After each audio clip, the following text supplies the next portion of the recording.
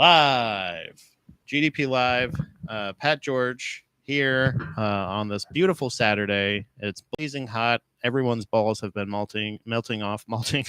Everybody's balls are malted. And we're here in the Caddick on a wonderful, blessed day with our wonderful guest, Tyler Wegert. Thank you for having me. I said it right. Oh, I said it right. You did. Fuck yeah. I even double checked beforehand. How you doing, man? I'm doing good. We've done about 3.5 podcasts before the show started today, but Sure. I appreciate your patience. And I like to keep it chill, man. You know, I know. I love you, Pat. I love you, buddy. I feel like what? We definitely love each other. I think so. Like genuinely. I know. Well, I mean, to the point where like we have. I want the show like.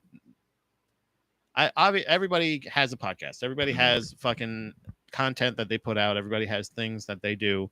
But if there's a way that I want this to benefit me ultimately, but I also want it, sexually, sexually, ultimately, I want to dominate sexually. But I want it to be something that like, that helps me learn about people, about things, about anything. I told you I have a very narrow like pathway of my interests that I am actually educated or feel confident talking about. There's a very small window of subjects that I feel confident doing that, but I love doing it. And I love not just meeting new people. Like I know you, but we haven't had a long. This is the only way. You don't know me sexually. Yeah, I don't know you sexually or ultimately yet. But if I can like get people that I'm like you or like another person we were talking about, or Audrey like that's somebody that I've known probably 6 or 7 years, but I probably have never talked to them for longer than like a couple minutes at a time. Excuse me. So I get really broken up about it. I'm really emotional about it. But I get to the point where I want to like I don't really know a lot of the people that I'm like either I can start checking people off my list and saying like fuck that person or I can go like okay, the nice things I've been saying about them all these years totally check out. And so far everybody's checked out. So just you're on notice. Just to let you know.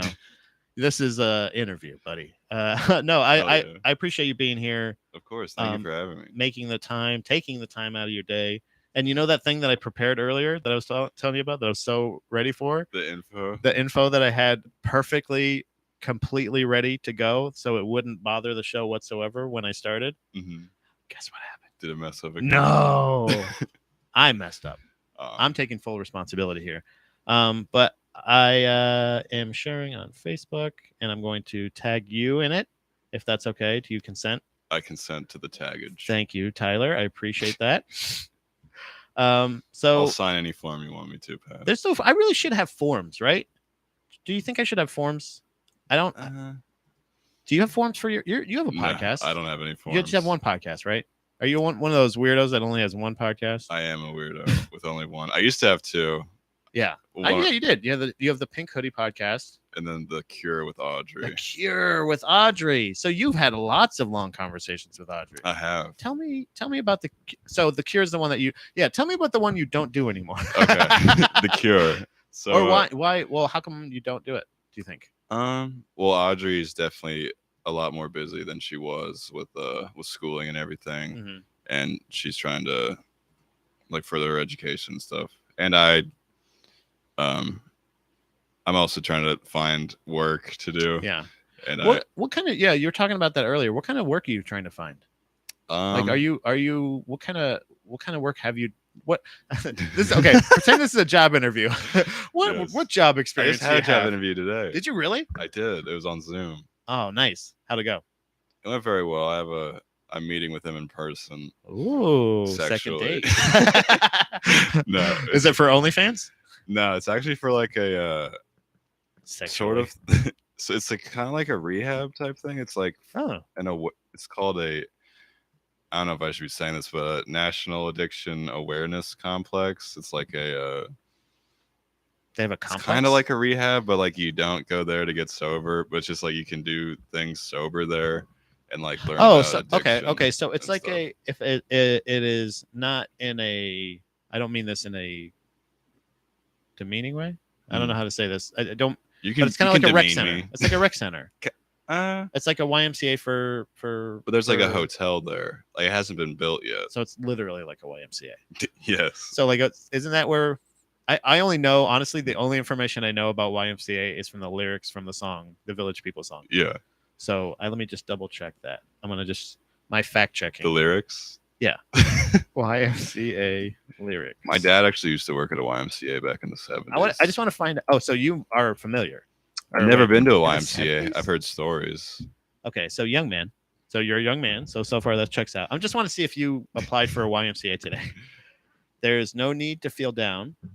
I like True. that. That's positive messaging. You like how he turned the light on so I could read? Yeah. I like it said, young man, pick yourself up off the ground. I just did that. Went to rehab. Boom. There you go. We'll get into that. Picking myself up.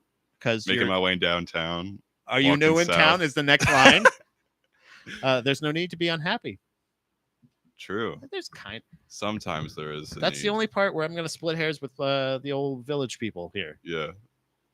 And first on the pronouns, right? They're not the village men. They were very, wow, true. Village people. I haven't thought of it like that. They were very clearly for gentlemen, if you were to stereotype. Yeah. But if you're not, if you're open-minded, they're the village people. The village men sounds weirder too. Yeah, it does. We're the village men. But there's no need to feel unhappy or to be unhappy. I feel like that's the only part. There's if they're all happy days, they're not ever a happy day. Because you can't appreciate it. Can't appreciate it. If they're all sunny days, they're not cloudy days. Wait. Without a cloudy hold on. Am I saying that right? You won't appreciate the sunny days if there aren't any cloudy days. Yeah. See, you're more into your yourself right now. Maybe. Does that make sense? No, wait. I think I can just think more clearly now since I haven't been. I just said into yourself when I meant to say introspective. I try to be introspective, without coming off as like a giant douchebag. I feel like some people are very introspective who are like, oh, I know everything about everything. I'm like, I don't think I know everything about anything really. I know I don't know anything. So that's the only thing I know. Exactly. Right. Hey, there it is. Wait, but even then, I don't know because maybe I do. True. It's an endless yeah, that's when you start doing it. That's when. Have you ever done that? I'm sure you have, where you have like a little kind of mini spiral, and you're like you're thinking about like, not in that sense where like you're thinking, like in those loops of like. There was a thing that I used to do. Speaking of ego and like trying to keep we were talking about that a little bit earlier, of like keeping yourself in check, of like having interest, like being self-aware of the reality of your situation. Like perspective is important, but it's not reality. Yeah. So like you may think that this is the biggest, worst thing that could ever happen in the world. Yeah. But like if you really think about it, and there's a thing that I used to do where I would zoom out. Like just kind of like picture where I am on the earth, and like zoom out and then zoom out and and then like once you get to a certain point, you're like it's so insignificant and like in reality of the world, of the universe. But then I start going like, but what does any of this mean? It's gotten me to a point where I'm not like a nihilist in a destructive way. But I'm what I like to dub myself a peaceful nihilist. No, I've actually thought about that similarly. I feel like me and you share kind of a similar perspective. I think so. Yeah. So you went into rehab and you went into like there's got to be. Is there a lot of self-reflect? Obviously, there's a lot of self-reflection going into that because you have to make that. I don't know if that decision. So actually, let me clarify. I don't know if that decision was made for you. Or if you made the decision, it's none of my business really, but it was brought up to me and I agreed with the sentiment that I should get help. That's a good idea. I think I'll do that kind of thing. Yeah. Okay. So it was one of those things. It was, I was not forced to do this. Okay. Yeah. So it did take a little bit, but once you get in there I don't know how it works. Like, I don't know how, like, obviously it's portrayed in the movies and it's portrayed in shows and shit like that a lot of times. And even if you watch reality shows, I know certain places are different. Did you have contact with anybody during that time? Are you able to like watch TV? What like, or are you kind of forced in a way to like go to group, go self-reflect, write a thing, activity time? Like, it seems regimented, but is it like prison like? And that's just for lack of a better word. Like, what's it like? When you get there? I went. The one I was able to get into, I feel like was definitely like better than certain ones that I feel like could be described as like prison like. They're pretty like open with their like worldview, I guess, and like provided like different, like, cause some rehabs are just like AA based, and like 12-step. Yeah, we were talking about that earlier. I apparently was incorrect in my assumption of what the A meant for the anonymous. I thought anonymous was like, oh shit, don't tell me.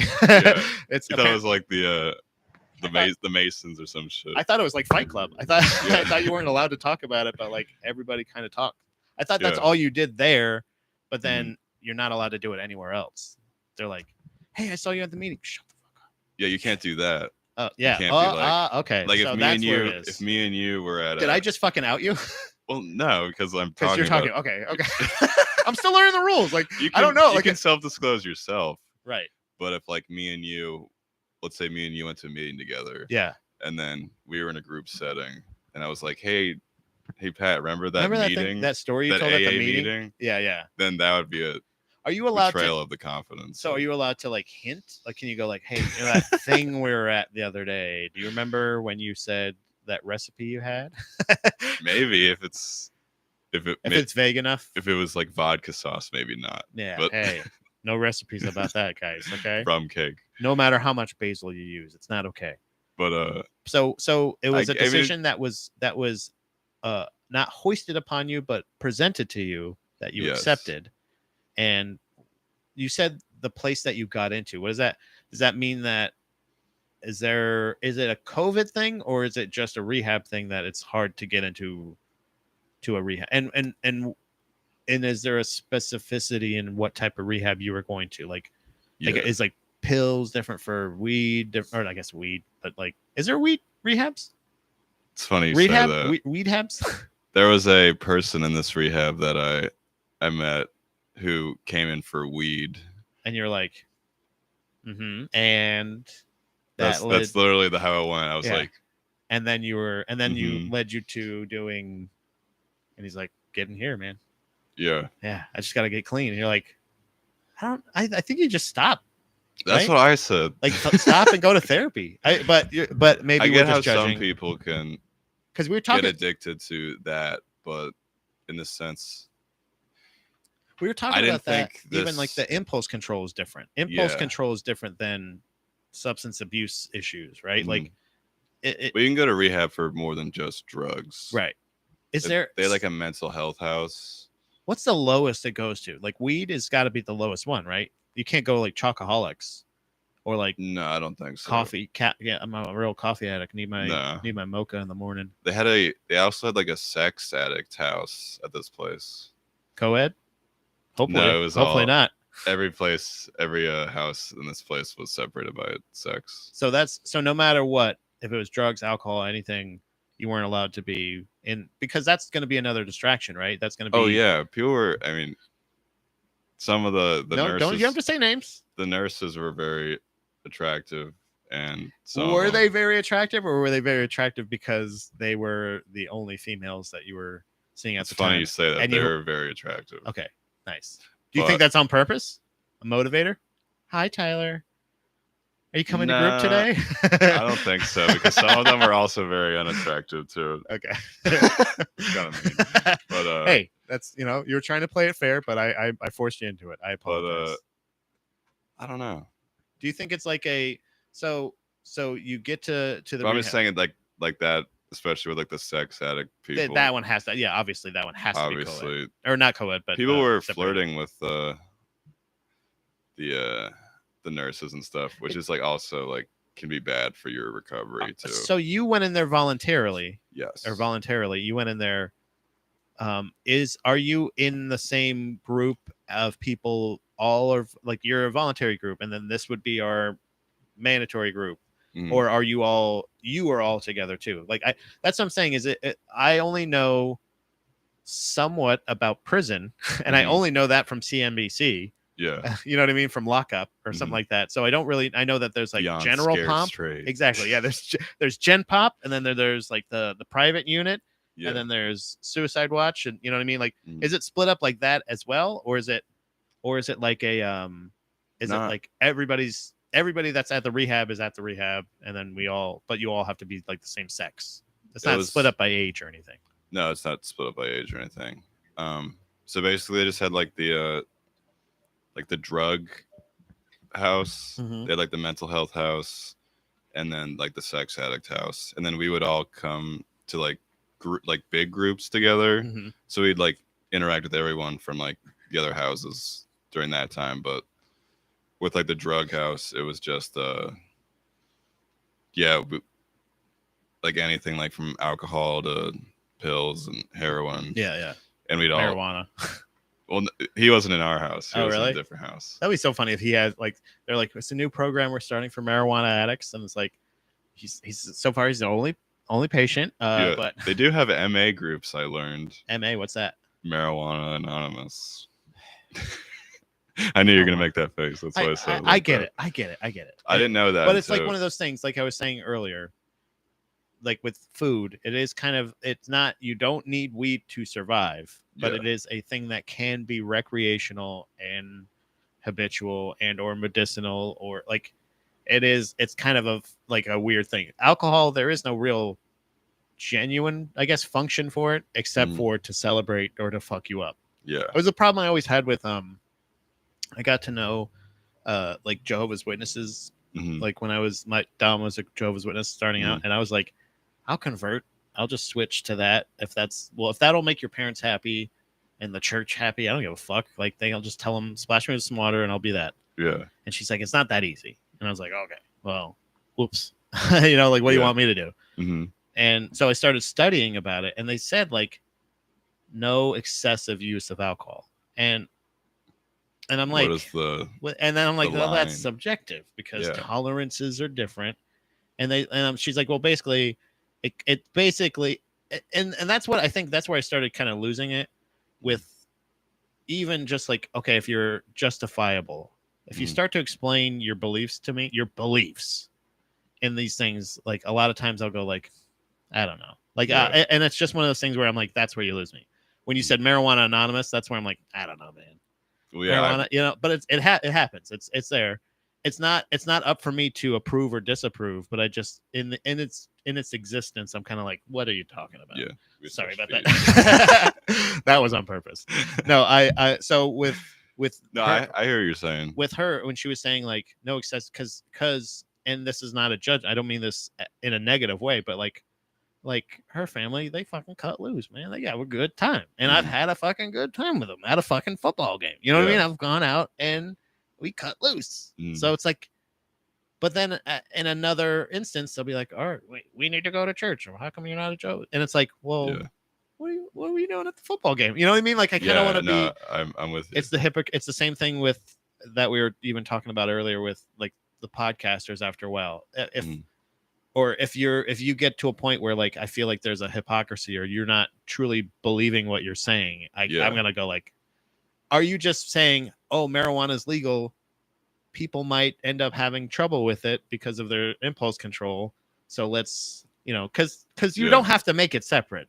You can put it within Narcotics Anonymous. It can be the same thing, but they're at least acknowledging that it's separate. I do at least appreciate that it's not like, it's not a schedule. It's not like, technically, it is a Schedule 1 drug. Yeah, you're right. Legally, even though I have a medical marijuana card. You're right. So you're going into this open-minded. Obviously, you're going into it voluntarily. Yeah. You weren't like saying, "I don't need to go. I'm kicking and screaming." You wanted to make a change, or you just wanted to.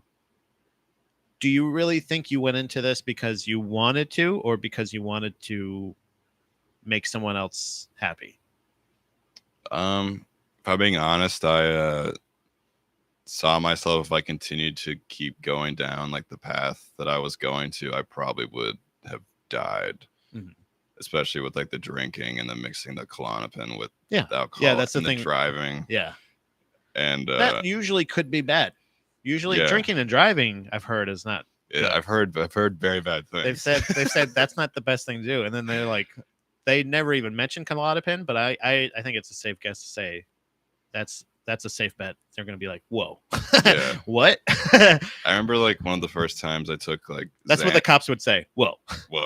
So wait, I'm sorry. The first time you said took Xanax? Yeah, that was the first prescription I got. I remember I was like driving to a college class, and I took it like while I was driving, and I was like, "Whoa!" You didn't not snort it. You just took the pill. Like this was when you were just normal taking. This was like I just took that normally, and then like I definitely could have crashed my car like very easily. I thought about that. It was like also like the second time I ever took it. Yeah, and I was like never driven on anything like before. So how it hits you fast, huh? Like yeah, it hits, Xanax it's not like, especially. Really? Yeah. I didn't know. I guess that's my inexperience with that stuff. Surprisingly, being from Florida, I've done very little drugs, hard drugs. Well, that's good. I guess so. I mean, it makes me feel like kind of. I always have a bitterness when I hear about straight edge people. Mm-hmm. You know, straight edge people. You know what I'm talking about? Straight edge people. Yeah. I don't know how. What is it? My father's very straight edge. Is he man. really? I feel like there's the arrogance. Well, the arrogance of someone to say the way I live my life is correct. I would much rather listen to somebody like you that's been through the worst shit. Like somebody like Steve-O. Somebody like Steve-O, which is way different than you, I think. Yeah, that's way like worse. Like nitrous. We're fucking talking about nitrous earlier. Nitrous? You want to talk about nitrous? That guy was fucking huffing nitrous like crazy. Mm-hmm. That guy was in a dark spot. And the fact that he is even able to walk upright is not only admirable to me, but it means that he has. I'd much rather listen to a sober Steve-O than a person that's like, I have never drank. Oh yeah, it's like 100%. Pussy. You know what I mean? Like, how can you tell me your life is better if you haven't even a little bit experienced what I have? Yeah. And I'm not saying that you have to. I've seen enough people on the street in Florida that were fucking strung out on drugs that I was like, that is not something I want to be. Smelled enough alcoholics that I was like, really, honestly, what it came down with drinking with me was drinking and driving. Yeah. I got to a point where I was so paranoid about even having one or two beers and fucking up doing something driving or something like that it whittled down to one or two beers to like, well, then what am I even doing? Why would I even drink at all? Yeah. And then I was like, oh, I can still hang out and not drink. And it was totally fine. Yeah. It was even something that we've discussed about like going to therapy and being afraid that being medicated or going to rehab or going to therapy is going to change you. Yeah. And it does change you, but not your personality. Yeah. It doesn't change. Some things can definitely change your personality. Yeah, I would say some medications for sure too. And so I want to go on the record. I am medicated. But yeah, well, that's the thing is technically though, when you were on Xanax, you were medicated. True. So you were prescribed something that ended up being harmful, and it's not. I don't think it was necessarily the fault of the doctor necessarily. You know what I mean? Like a lot of people say that. I think this particular doctor, it might have been. Do you think so? I mean, he was very old. And that's my only reason. No, that's just ageist. No, but he was like a Christian. He was a very like Christian doctor that my parents found back in the day. Back in the day, this was like 3 years ago. Yeah, but like, hey, he COVID like, time, you know. He was like, I don't know. He was like showing me this like magazines about Scientology, like about how Scientology says that like psych medications are bad for you, and I was like, why are you showing me this? Like, just like, yeah, that's weird. I don't know. He told me that and you said your parents are Christian, right? Like that's where, and he's a Christian guy. Yeah. So why was he talking about Scientology? That's I don't weird. Know, but like that's so glib. Like about like the stigma, like the stigma of like that psych medications. Yeah, I remember that they said that. Like, that was the whole Tom Cruise thing. For a weird thing or a weird like. A couple years or something like that. Yeah. Tom Cruise and Brooke Shields were beefing. Yeah. Like that's the weirdest, whitest beef I've ever. The best rap beef of all time. No security was needed ever. Like they could go, like they would be like, "Oh shit, they're both at the airport. What are we gonna do? Nothing. Nothing will happen. They're not gonna say anything, and they're gonna tweet about it later." Yeah. Fucking pussies. Like they're both. I love Tom Cruise, even though he's insane. It's weird to Top Gun 2. Have you seen it? I have. That was like. Did you see Top Gun 1? 2 days before rehab, I saw Top Gun 2. Have you seen it out of rehab? No. Maybe I should try it again. I was sober, I think, when I really. Maybe I don't know. I might have been a little stoned. Actually, you know what? I want to take it back. I want to take it back a little bit. Right before, let's say, like around. I saw Top Gun 1 after rehab. Wow! What the fuck? And yeah, and maybe you did. I went in blind. Yeah, you did. To Top Gun 2. So you're like, who the fuck is Rooster? Basically, I was like, who is the Iceman? Yeah, what the fuck are they talking about? Basically. And you're like, great movie. I loved it. And then I watched the first one. I was like, I don't really like the first one that much. I want to rewind a bit. You were going into rehab, and I think I talked to you a couple of days before you were going in. Yeah. And I even said, because my personal experience with rehab has only been through movies. Yeah, movies mainly. Like for the most part, like a couple of friends have gone to like things or family members or stuff like that, but not really like rehab, I guess. But my brother, I know, had some experience with a DUI where he was on Angel Trumpets. But you know, there was a situation where I feel like every time I hear of somebody going into rehab, they're about to like go off again, almost kind of go off the rail. One more for the road, right? So I think that might be the difference between somebody who, and I don't know the actual stats on it, I guess, but the people that go into rehab that are saying, "Oh, one more for the road, let's fucking go." Yeah. And then other people that are like, "I'm just gonna chill out and watch Top Gun before I go into rehab." You know what I mean? So maybe that's a plus side. I honestly don't know, but from what I would think, most people that are, and I think that's probably more famously the people that are forced into it, that are probably people that are like, I want to get fucked up, and then I'm going to go to rehab and fix everything that I just fucked up. No, I did want to get fucked up. But, I do that. I do that with diets. Like when you start a diet, or you go like, all right, Monday back on to eating healthy, or going to go back to fasting. But right now it's ice cream right before bed. Yeah, every night. To be fair, I was also on a trip with my parents, but so that could help. Get fucked up. You couldn't, or so. I mean, I could have, but it would have been. They definitely would have known. So it was. So you're in the rehab. You're surrounded by all these hot Maxim model nurses, all these beautiful Playboy bunny nurses.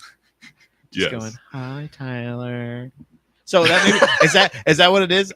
They're all co-ed, but they all have the temptation built in. All the nurses at the female one are all male, and all the I don't know. I never went to the female. Of course, you're not allowed. How would you section. Know? That's the last test. They have to tempt you with the temptations. They had a male nurse too. One of them occasionally. Right? They don't know. They can't plan for who's what and what you like. You know. True. They want to make sure everybody's covered. So how long into it are you before you start like treatment? Do they let you like get settled, or they like put your stuff on the bed and come to meeting, or like? Well, like depends like how fucked up you are basically when you come in. And so like sometimes they have to let you like detox, even out. Yeah.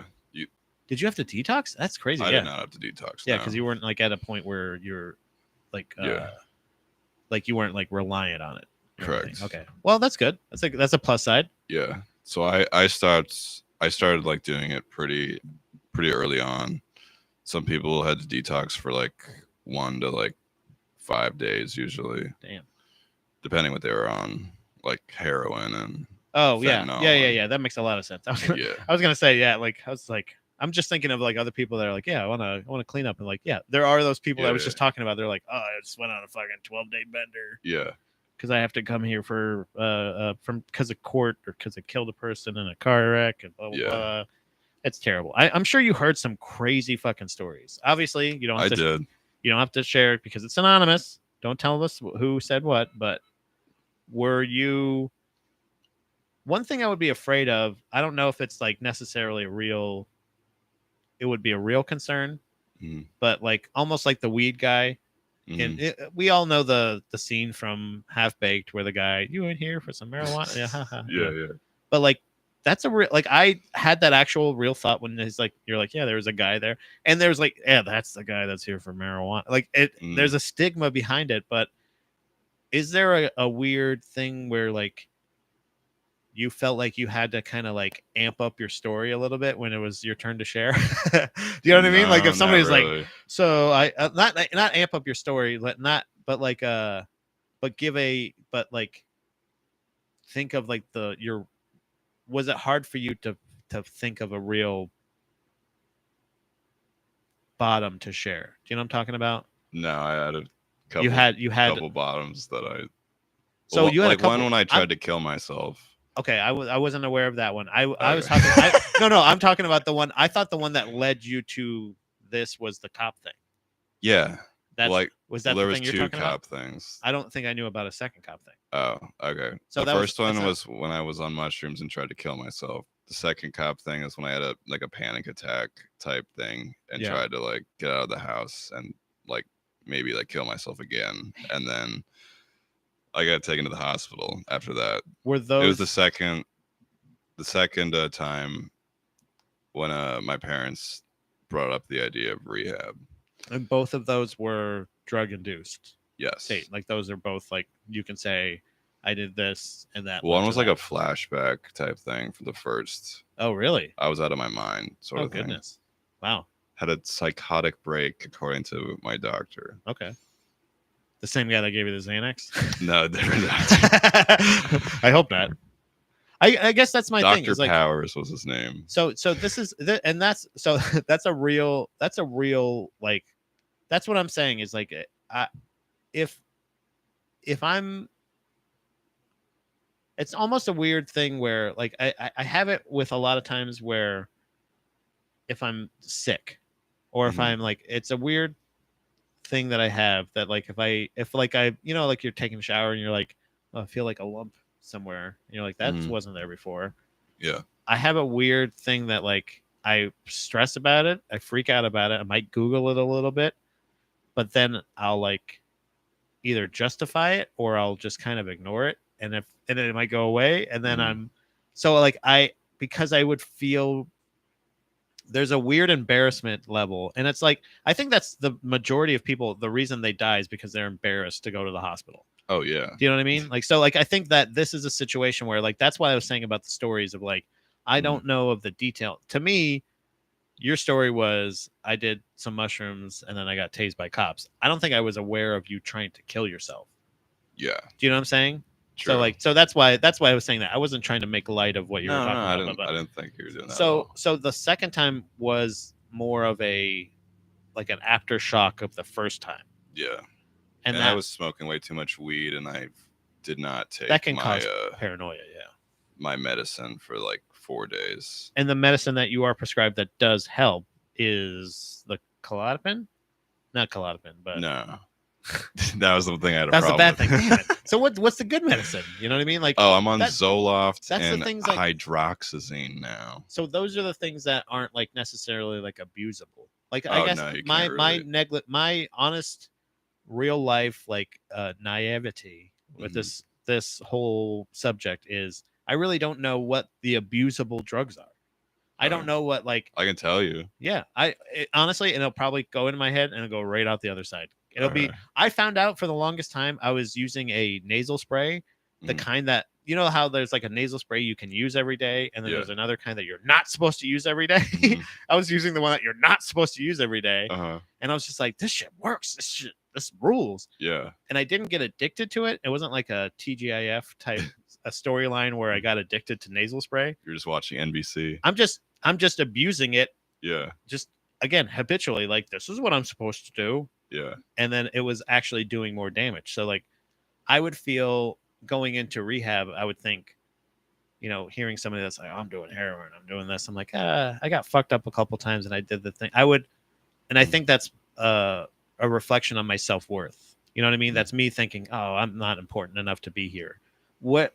But that you can die if you have that. But that's what I'm saying. Sort of mindset. And that's what I'm afraid of. So what do you think was? What was the point? What was brought up to you that made you think like, yes, that's actually a good idea? Because usually, like you said, a lot of times with your parents, you disagree on a lot of subjects. Yeah. What was it that made you trust like, oh, maybe this is actually the right idea? Just because you wanted to try not self-medicating anymore. Yeah. Essentially. It was also like a big mental health aspect as well, because I don't know, I was just like looking like at my hand that was like extremely fucked up at the time. Yeah. That was the result of the first time? The second time. Second time. And just like I definitely like damaged some like relationships with like my friends, like when I was like drinking and like using Klonopin and just like was it being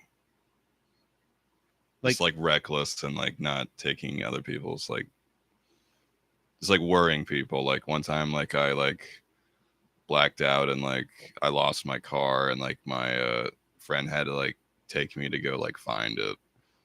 And like and he was my best friend. Yeah. And he's like, yeah, that situation like fucked me up. Like he said that to me. Wait, that fucked him up? Yeah, because like you were in a very bad spot. See, I was talking about my life that at that point. When I was talking about my buddy earlier, I won't go into details about who and everything like that, but like the buddy I was telling you about earlier that like needed that intervention, kind of that the literal like needed someone to come in and stop would have those kind of scary situations where ultimately this is why I had to like not associated with him like until like I said, like you got to get help. And once you get help, because it would be this weird thing where like he would always, every time I saw him, he would say, oh, I'm not talking to those people anymore. I'm not doing that stuff. I'm not doing this shit anymore. And it was always like crackhead sounding behavior. Yeah. But like every time I saw him was when he would randomly call me. The last time I saw him was he called me at like 9:30 at night and he wanted to come over to my house to sell me a camera because he was in a bad spot with somebody and owed them some money. Mm-hmm. And I was just like, man, it was like a week before my wedding or something like that. And I was like, dude, we can't afford to give you any fucking money right now. Like, I don't know. You need to not do this. Yeah. You know what I mean? Like there's situations like that like I can see what your friend is talking about in a little bit of a way. Cause like when you see somebody that you love or you've known your whole life acting one way, and then like all of a sudden they're just like that weird manic energy. You're like, I don't even know who the fuck this person is. So like, that's crazy. So that was the part where you're like, oh, there's a few like moments that like led up to me being like, yeah, let's go into rehab. So was it more of a, when you get there, like, I guess that I would want to try to like tackle as much as possible. Like, how much time are you there? Do they let you know, like, are you there for an undisclosed amount of time? Is it a program that's like, okay, day 1 we start doing this, day 2 we start doing that, or like? Well, like it's usually like a 28-day program, and but you can like, it all depends like upon like your insurance. And like this one guy, unfortunately, he had to like leave after like 7 days because like his insurance like cut him off. Oh, that sucks. I know. Damn. And but yeah, if you need like extra care, like you can have like stay there for extended periods of time. So okay, so it's not like more than the 28 days. So it's like a okay, so it's at least there's a plan set out at least to say like so that guy maybe was like, oh, I got to try to get as much as I can in the 7 days. That's how I would do it. Well, like, my insurance only covers 7 days. Fuck it, I'm gonna try to. Can you just jam all the treatment? It wasn't like that though, because he thought he was gonna stay like the whole time, and then like they told him like 2 days before. Oh, did they know though? They knew. He did not know, so they kind of fucked him. That's not cool. But whatever. Hey, they didn't. I'm sure that was nice, right? I mean, fuck the insurance company. That's all I have to say about that. I will say something I learned during the pandemic and like wanting to like exploring more options with therapy and stuff like that, because there was a lot of, you can do it online. And I was working at Starbucks at the time. And Starbucks offers even part-time employees like I think 6 months of Lyra for free. But it's a certain amount of meetings in that time, and it's all over Zoom, which is, I guess it's fine. I don't really necessarily want to do that. I would rather have in person, I guess. Yeah. But I also am like, I don't know. I think it's, I forget. Oh, the one thing I realized was after that time period, after what's covered is done, it gets expensive. Per meeting is like $200 or $300 out of pocket or something like that to go to the same person. So, and you've already built up this relationship with them. Yeah. So you're not going to fucking go like, well, I'm just going to switch up to a brand new, absolutely new person. And that's we're going to go over all my mental, I'm going to have to catch them up by the time I catch them up to all those issues. You know what I mean? Like, it's very stress inducing, like managing mental health. Yes. Even just compared to regular health. Like, I know that we don't have the best healthcare system in general, but like mental health is like even more fucked up than that. And and just from even being with like having that experience, knowing somebody that's like is willing to be in there for treatment. Again, if that's them trying to escape like jail time or something, I can kind of see it a little bit more like, oh, get out of here. You can't be in here for longer than 7 days. Yeah. But if they want to get treatment, this person didn't even have a criminal record. Yeah. Come on. Yeah. What do you like? I ideally, how I envision it, I feel like every person that's in their field, whatever field they're in, should be in that field because they love that field. Obviously, there's some people that just love to make a living or love their life outside of work, and may be more happy with just a job for a couple, for their whole life until they can retire. And that's why, like, I never judge anybody. Like, if like some people are just okay with being like a sanitation worker for the rest of their life, to knowing that they get to retire when they're 48 or when they're 60 or when they're 48, when they're like 68 or 65 or whatever it is. And maybe they can move up the company to where they don't, they have an easier job in the sanitation business. But there's other people that get more fulfillment out of their career. Yeah. And I feel like if you're in the medical profession, you have to be one of those people. Yes. You cannot just be one of those people that wants to cash a check and live your life. You can't, especially in therapy or recovery, because and mental health. Mental health, prisons, and any of those things. Why aren't they actually rehabilitation places? Like they do you know what I'm saying? Like that, like genuinely, it is in our best interest to have true rehabilitation. Say the rehabilitation. Word. Thank you. I ran out of. I can only say it so many times in a day. I ran out of mine.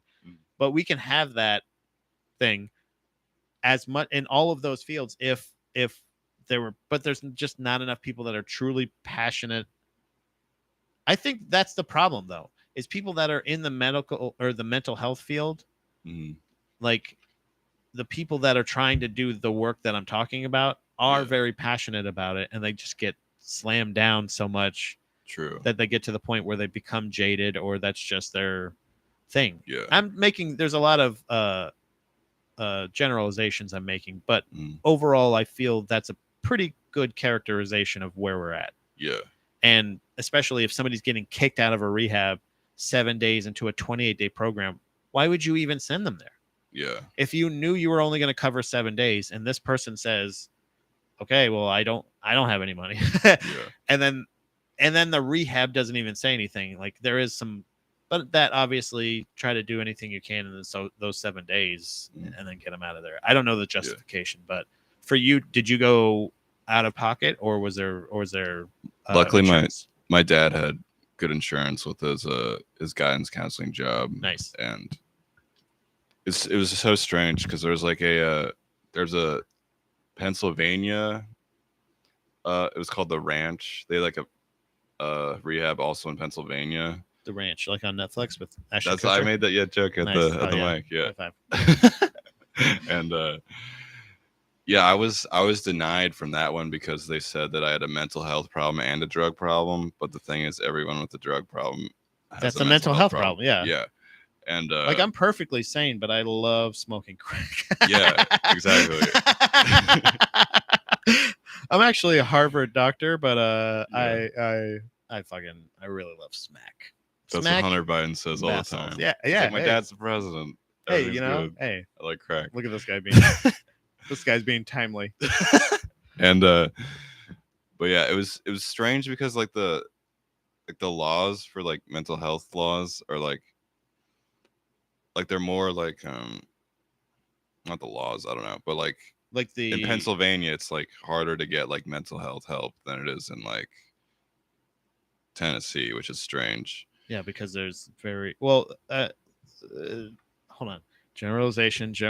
I got to get the mean things out, and then I go, yeah, that's weird. I was gonna make some South jokes and stuff like that, but I'm from Florida. Like I said, like I'm not better off or anything, but everyone there was very, very nice. But the fact that it's better or worse in state to state, like, that's what I'm saying. It's ridiculous. Why can't we just like? Isn't there something? It sounds like the thing that really frustrates me is, and there's something that I run into with. Dom always says it all the time when I say, like, she always says that you always hold people to your standard. Mm-hmm. And if you hold and I just actually recently saw something on fucking Instagram, one of those fucking memes that's just words that says, if you hold everyone to your standards, you're going to be let down a lot. Yeah. Guess what? But my standard is just treat people with respect. Like, I don't give a fuck if you think my standard is too high. I think that's a pretty good standard to treat everyone the way you want to be treated. Golden rule shit works. Yeah. Treat people the way you would like to be treated. Unless you're into like BDSM, I guess. You like it, you know. Then you have to search a little harder to find Don't just beat the shit out of people. Someone who wants to be treated like that. When somebody walks by, you fucking pig, I want to fucking piss on you. I don't like that. You're like batting like 1 for 1,000. Like, yeah. The likelihood of that, just putting a rubber mask over someone and suffocating them, is probably not going to pan out. Like how you did on this mic stand. Yeah. BDSM. There's a little zipper on the other side for the mouth. You know? Yeah. But I think there is a little bit of that's self-destruction in like substance abuse or something like that. Yeah. But I feel like there is a lot of because I've noticed this. This is a weird thing where I've noticed, again, from even just real life, like, you know, if you're walking past a addict or like working at cool light path. Thanks. I appreciate it, Manny. Hey, Manny. Hey, Manny. But there, I think that might be sarcastic, but I don't know. I'll take it as sincere. I also do too, but I read every single message. Have you ever texted Manny? Yeah. You do? Do you have his number? I do. Oh, cool. I realized this, by the way, on the way here. We skateboard sometimes. We don't have each other's numbers. I should give you my number. I know. It would be a lot easier. Number? I don't think so. Oh, I did. Maybe you have, Maybe. but definitely should. Okay. Because I don't have notifications for Instagram. But every time, yeah, cool. Thanks. I appreciate that. Mike likes the light too. I appreciate that. Thanks, that one's definitely sarcastic. But every time I text, okay, so even when I text Mike, right? You would think texting back and forth with Mike, it would be like, you know, yeah, yes, no, like one word answers, like, okay, cool, thanks, whatever, you know, whatever. Yeah. Nothing. Like he heart emojis it. He like will, you know, say like, hey, would you like to do that? Like full sentences and stuff like that. With Manny, I'm like, hey, Manny, like, would you? I was just thinking, would that be? You want to come over this weekend? Maybe do a GDP? And it's just like, sure. It's like, oh, okay. So do you hate me? And like, it's been explained to me, and I understand that Manny doesn't read well over text. Like he doesn't text well usually. I think I'm a pretty bad texter. Are you really? I don't think so. Like we had pretty concise conversation back and forth. Wasn't a lot of one-word answers. I do that when I want to like end a conversation. So when I'm like starting a conversation saying like, hey, here's an idea I had. What do you think about this? And I have like multiple things. And then he just sends back one thing. And it's like, oh, it's like, it's not negative. It's not. Yeah. He just said, yeah. You see, guys got timing. I love Manny. I would never. I'm not Maybe saying you're putting your expectations onto Manny. I read it in my tone. That's my problem. Is I read every text with like my presumptions as, again, perception is reality in that sense, but it's not. Yeah, it's Manny. Just all Manny said there was, yeah, that's how it, like, he's agreeing with me. I know that's the way he texts. He knows that's the way he texts. I should probably either just call him or maybe never talk to him outside of face to face ever again. I don't know what the deal is, but FaceTime him. I should just start random. That threw me off. When you FaceTime me through Instagram, the fact that they have that's pretty fucking cool. That is cool. So you're like, I'm gonna start doing random FaceTimes. One of the 3 people that I've ever used that with. It worked. I liked it, and I happen to, and because I don't get notifications through my phone, I happen to open it every time you did it too. Wow, isn't that crazy? That's perfect timing. Perfect timing. Divine intervention. I've got timing. I told you, production's like hit or miss. It's perfect sometimes, but other times it's not as great. But going back to what you said, in rehab they said expectations will kill your happiness. Really? Yeah, but aren't expectations? So what is in like everything? See, this is and this is why people think I always shit on their point, but I'm not trying to shit on their point. What would be? Do you want to give an example? What is an expectation versus what is a goal? I think a goal is something that you are striving for. Strive towards. An expectation is something you put onto someone else. So like it would be like if you try to give someone else a goal. Like if I said kind of, yeah. Yeah, like I'm just trying to you're learning how my mind works, and it's not good. You know it's not good.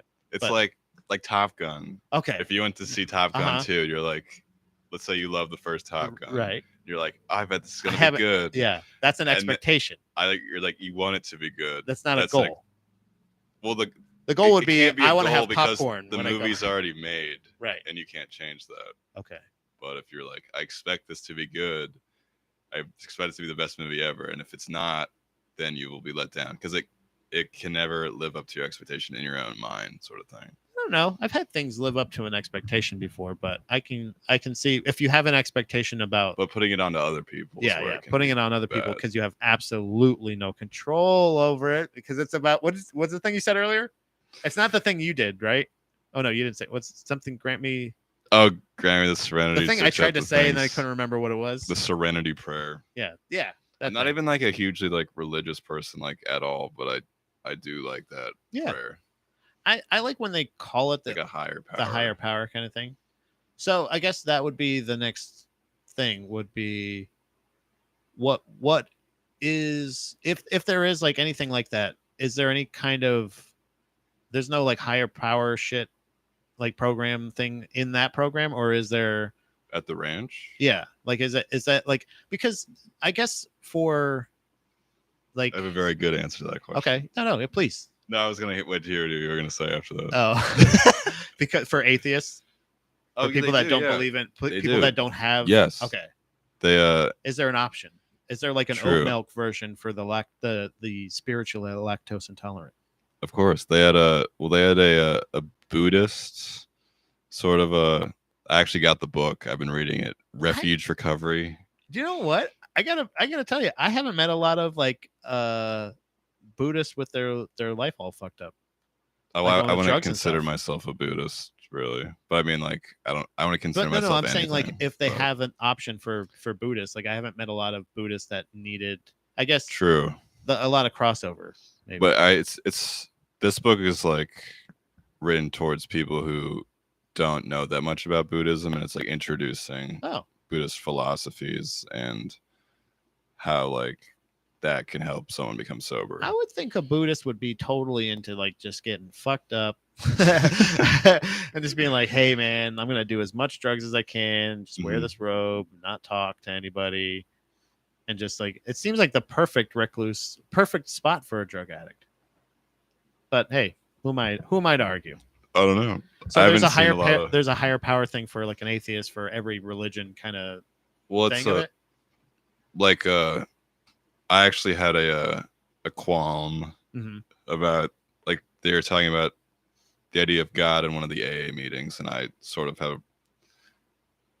have issues with some some way how people like describe. What's your beef with God, son? He's mean sometimes. He don't love me. But I don't know. It's just you've had your deals with organized religion in the past. You don't want to have to. You don't want to have to subscribe to any kind of like thing. And I feel like some AA like meetings are definitely like we believe in the Christian God. I feel like that's how like it's like run. And well, a lot of them are in churches, aren't they? True. Like a lot of them are like in Christian or like Baptist church or rec centers and stuff like that. I used to go to. Well, they also have atheist meetings too. Do they? Yeah. What are those? Arby's? They're very Burger King. Burger King, Arby's. Wingstop, yeah. All the places where God never visits. Yeah, Sonic. Oh, they have man. You just pull up in your car and just yell, I'm an alcoholic. Yeah, I'm an alcoholic. Please don't tell anybody my name. But I'm at Windows 7. Okay, you want a slushie? Yes, please. Cherry, please. What do they call the dog? They call it I love that they have tater rounds, or they have the little tater tots. Yeah. Fucking that's a restaurant that has tater tots. No matter how much shit the rest of your food is, I will still go there because Dom used to love those the slushy shits. I do. Everyone here looks like a closed down fucking Jurassic Park. Like there's not every single one of them is overgrown here. They're not open, and there's just like a bunch of plant life in all the spots. It just looks like it's been forgotten by time. Yeah. And I don't understand why you guys don't support Sonics up here. Life will find a way. Every person in this fucking state will eat a goddamn gas station, but Sonics just can't thrive here. I don't understand. Sonic. I do too. I like their tater tots, at least. Bring back the tater tots. I like their AA meetings. Yeah. Yeah, exactly. You just pull up, hit the button, and then they just come right out. That's really, honestly, that would be a great way to get what's the thing they do? Ash Wednesday. Yeah, when they do the little smudge on the forehead, just pull up like that. Like what's the other thing? They do a lot of passing out. That's the same church, right? Catholic church. They feed them every time too, right? They give them wine and crackers. Yeah, communion. Boom, wine. Drive right through. Boom, I'm here for communion. Bam, bam. Like, why do that's what? If they really want to grow as a religion, the pants hand job. I'm just saying. I'm sorry. I'm helping organize religion while you're trying to rail against them. That's my bad. Did you have an actual qualm, like an actual fight or argument? Not like it was I'm not fucking doing it. No, it was very respectful. I just was like what if you don't subscribe to like what if you think God is God? Dead? I was very nice. I mean, I still believe in like a higher power, but the word God sometimes bothers me. You weren't like the Cash Me Outside girl. No, I was not like that. Nice. Okay. I think I'm a pretty respectable. You're a respectful guy. Yeah, I've never. That's why when you say like obviously I don't see you in a lot of your free time or out of, when I see you at shows or mics. Yeah, Sonics. Anytime dude, you're not supposed to fucking say that we were at meetings. It's anonymous. It's Sonics Anonymous. Sonics. Just people who just are addicted to the just love rings, gold rings, But if you go to that, honestly, if Sonic really wanted, they have onion rings there, right? They have to have onion rings. If Sonics doesn't have golden rings, I don't understand what they're doing. That's probably why it went out of business. But if you go to pet hedgehogs, you're right. Lots of chinchillas bought during the pandemic. A lot of people don't realize how popular. Everybody got a chinchilla, and they are nothing, and they don't do anything. They're like little ninjas. Yeah. They can jump real quick. They're pretty cool. But either way, we're getting distracted. Anyway, Chinchilla's Anonymous. But no, I remember that. I remember Sonics Anonymous, but I can't remember where we were right before that. About the qualm. Oh yeah. If you have like a I guess that if you're having like a qualm with like how things are worded or anything like that, like I feel like that is it is a fault of the program. Do you know what I mean? Like if it like it shouldn't have to necessarily be. Why is there have to be the higher power part of it? If you can in fact create an atheist version of it, why can it progress to that, to where like you can have a catch-all one that's going to say like, all right, well, why do we even have to bring up fucking God at all? Why can't we just give these people the empowerment of, like, or the tools?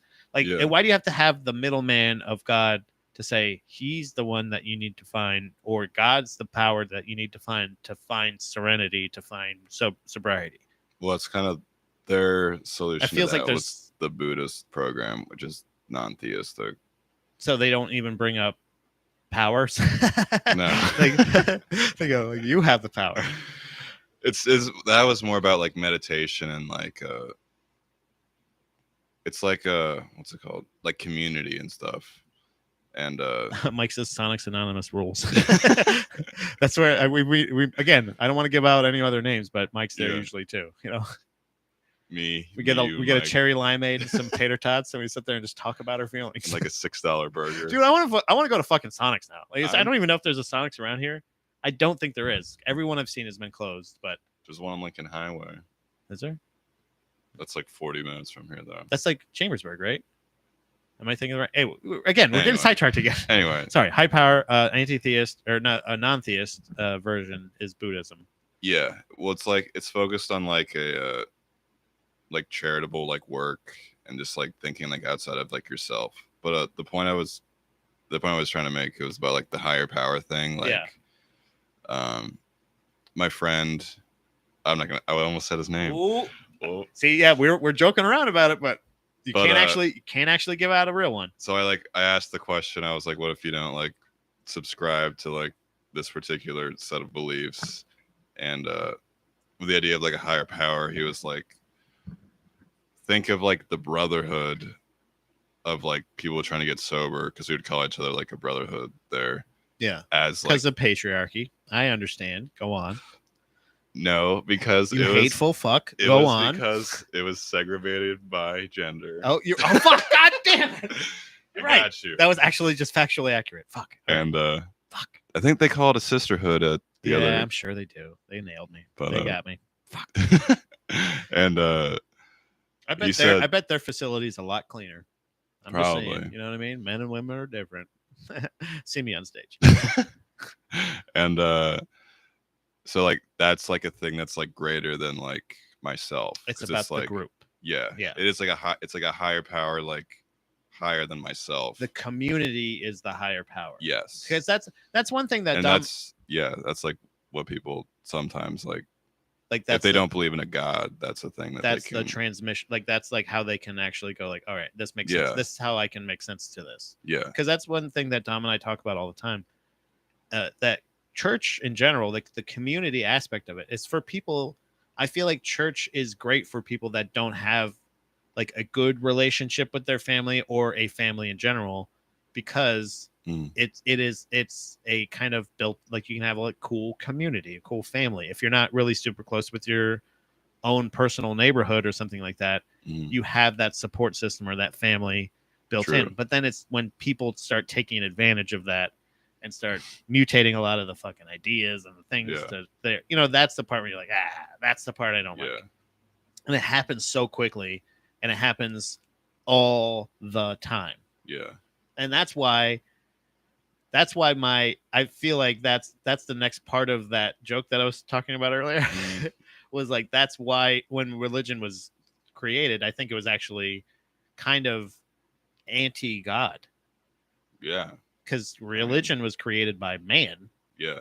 God wasn't created by man. Religion was created by man. So that's why religion can be the thing that gets so fucked up. Yeah. And God is not the higher power part of it, is just the community of like that's the community in general. That's what it is for religion. That's what it is for baseball teams. That's what it is for fucking bowling leagues. That's what it is for anything else.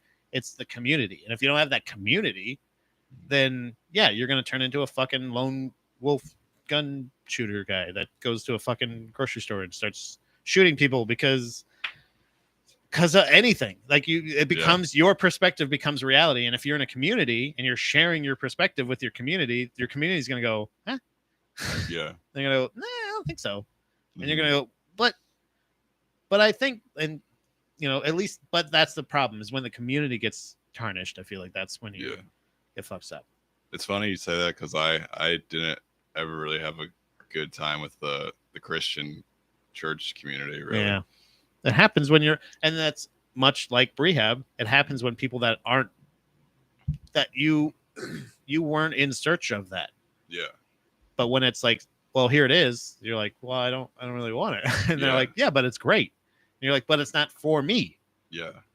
That's the issue. It's not good or bad. You're not saying anything good or bad for the Christian community or anything like that. You're just saying it's not for me. Yeah. And then it gets bad. Always. It always goes bad. And I think that's what happened even with Dom and like Jehovah's Witness stuff. She wasn't. And unfortunately, a lot of religion, I think, is so built. Guilt is built in. Oh, yeah. Do you know what I mean? And that's not, I'm not. Fear. Yeah. Fear, guilt. And it's, but really it's family. Is if your family is a part of it and you go into it, then you don't really have a choice. Yeah. And then it's kind of built in and that's when it gets warped. That's not a family, is when they're forcing you into things. Yeah. That's not like, that's just the thing where like they're supposed to accept you no matter what you do. Yeah. So if you say, I don't really like that, they go like, oh, okay. Yeah. But that's part, the guilt is built in. So when my son doesn't go to church, it's like, well, your son doesn't go to church. Oh, his son doesn't go to church. And then they start going, everybody's saying it. And it's so crazy how that's built in. Yeah. That like Dom wasn't brought in from the beginning. Were you raised from like the start at Christian? So it was like 0 to 60 youth group, church. Yeah. Like the whole time, every Sunday or twice, a couple every times? Sunday. And then in high school and in middle school. And well, yeah, there's like a couple years in high school where I did not go, but yeah, it's like Wednesdays and Sundays. So I did that when I was really young, and my neighbors down at the end of the street would go multiple times. There were big parts of their church. I can't remember what kind of church it was though. I don't remember what like denomination. It wasn't Catholic or anything. It was just like one of the Christians, maybe Lutheran, Baptist, Lutheran. I don't know. I honestly can't remember. Maybe Methodist. What's Methodist? Which one's that? They're all the same, Pat. Okay.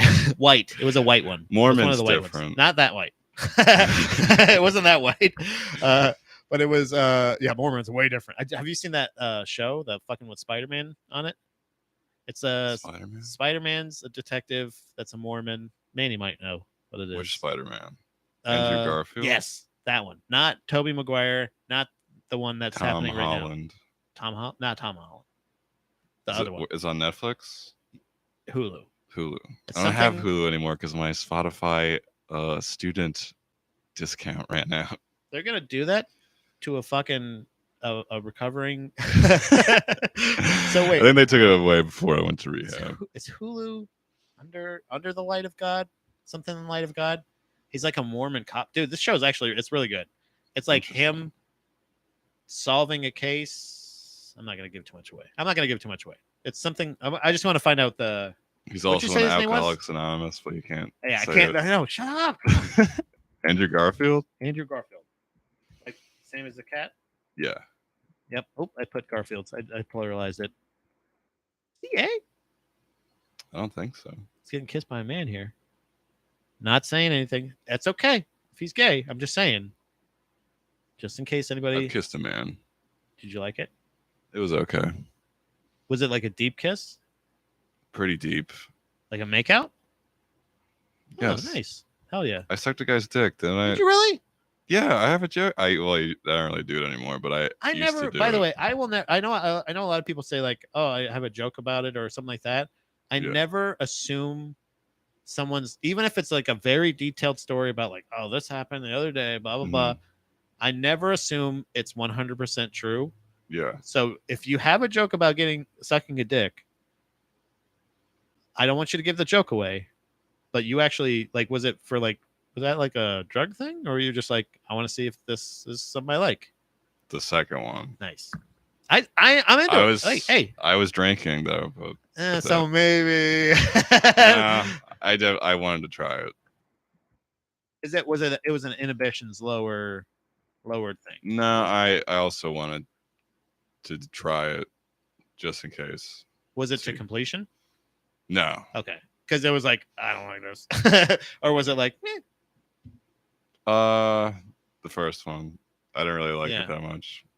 Hey, tried it, you like it.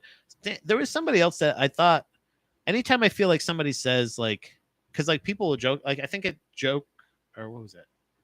Danny Hux was talking about, he was like, I assume was joking, because he was another person that joked about being bisexual. And it was like one of those things of like, I'm just like, if I laugh at when somebody says, "Oh, I'm bisexual," or if I laugh at somebody and say I sucked a dick, I'm like, you're a fucking terrible piece of shit, or you're an asshole, or you're hateful, or anything like that. I'm okay with it. I actually told. Have you watched? I definitely am a little bisexual. But that's one of those things that you wouldn't know. But you're also now you're like, but I'm not that bisexual. I may not like this part of it, but maybe other parts. You know what I mean? Like a man's asshole. It is called Mormon Show. It is, and Manny guessed that it was the Book of Mormon. It is not called the Book of Mormon, but that's hilarious. The South Park people. Under the Banner of Heaven. That sounds like a porn. And it's an FX show. Oh. So you might be able to watch it on a different streaming service. We were watching streaming service. Yeah, streaming service. Like Hulu. Manny says we're all a little bi-curious. I think that's true. I think there's a little bit of like Dom, like every once in a while Dom will like mess around, like try to tickle my butt or like go for my butt or something like that. And it's a genuine reaction that that's the only way I know that I'm not at least a bottom, is the fact that like as soon as even in like sexual things, I'm just kind of like if she's like, my hands moving, I'm like, watch that thumb. Like it's kind of like one of those things that like I'm not even that open to it. Yeah. But like it's one of those. Have you got your booty hole eaten? I have not had my booty hole eaten though. That's what I'm saying. I have. And I like it. That's one of those things, huh?